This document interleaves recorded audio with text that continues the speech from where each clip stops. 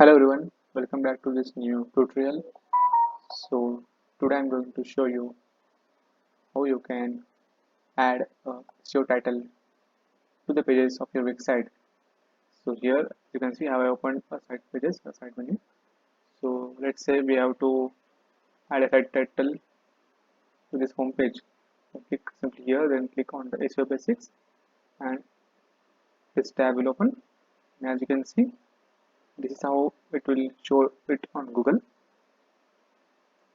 once you publish your site after upgrading the plan and bring it to the domain and all.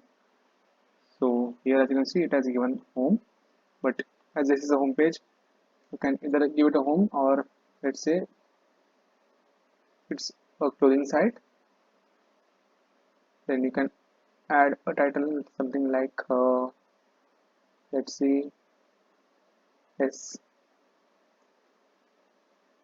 simple clothing like this,